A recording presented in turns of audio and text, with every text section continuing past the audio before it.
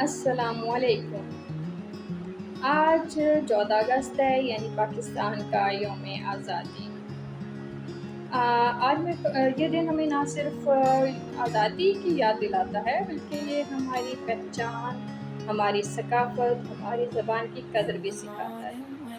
آج میں خصوصی طور پر ان والدین کو خراج تحسین پیش کرتی ہوں جو بیرون ملک رہتے ہوئے بھی اپنے بچوں کو اپنی زبان سے جوڑنے کی کوشش کر رہے ہیں۔ خود میری بھی یہی کوشش ہے کہ بیرون ملک رہنے والے بچے نہ صرف اردو کو سمجھیں بلکہ بولیں، پڑھیں اور لکھیں بھی، کیونکہ زبان جو ہے وہ صرف الفاظ نہیں ہے، زبان ثقافت ہے، پہچان ہے۔